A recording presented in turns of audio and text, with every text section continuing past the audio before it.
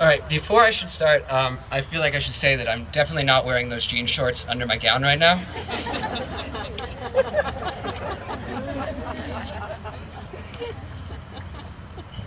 Neighbors, faculty, students, in the class of 2012, it is an honor to speak this evening. There's a quote from a Paul Simon song saying, "The words of prophets are written on the subway walls." I'm not sure how true that statement is, but I can attest to the fact that the words of the prophets are definitely not written in our bathroom stalls here at MHS. Often, graffiti offers a certain insight. In 1968, statements appeared on the walls of Paris, France, during the general strike, when students and workers stood together, united towards the dream of a new France. Their graffiti speaks the idealism of youth, yet idealism transcends youth. The graffiti of Paris speaks of a future that is malleable, a future that is in our hands. For one exhilarating month, the walls of Paris became a celebration of life and possibility. The mood could be summed up by one phrase: the future only contains what we put into it now.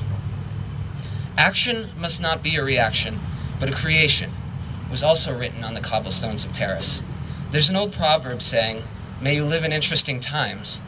Every generation likes to feel that their time is somehow unique, but in truth, it isn't.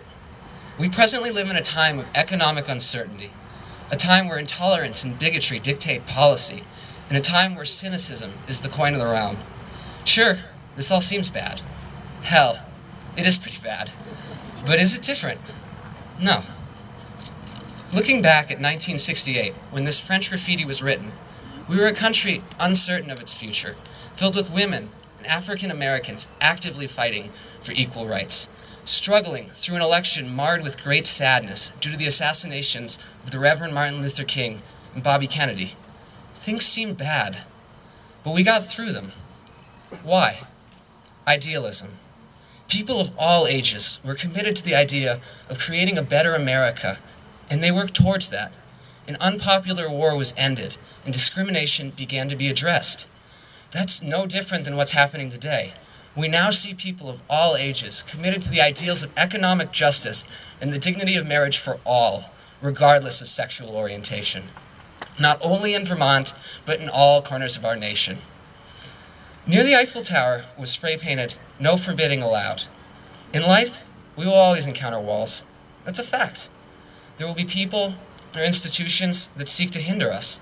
It is, and always has been, up to us whether we let them stop us. Look no further than our own state. Vermont has always walked its own path with idealistic zeal for the betterment of all. Vermont has never forbidden anyone from trying to make it a better place. When slavery was the norm, Vermont was the first state to declare slavery morally unacceptable and ban it outright, over 70 years before the Emancipation Proclamation. In the span of the last 4 years, our state has become the first state to legislatively pass same-sex marriage and is currently creating a healthcare system that leaves no one behind. We truly are Vermont strong. The idealism of Vermont transcends the individual. We have been described as a race of pioneers who have almost beggared themselves to serve others. This sounds like it could be a Bernie Sanders or Howard Dean quote. It's not. This is Calvin Coolidge, back in 1928. He shared Vermont idealism back then, and I maintain that it's even stronger now. Must be something in the water, I guess. As young people and as Vermonters, we're proud of our idealism. It defines us. The idealism of Montpelier's high school's class of 2012 is best summed up by Robert Kennedy himself. Some men see things as they are and ask why. I dream things that never were and ask why not. Why has become a cry of naysayers, cynics, and of people living in another time. Why not will live on as it has for decades, as people very much like ourselves have stood up for their ideals and despite the odds have done the best they could and have never given up. Today, our future only contains what we put into it now. Thank you very much.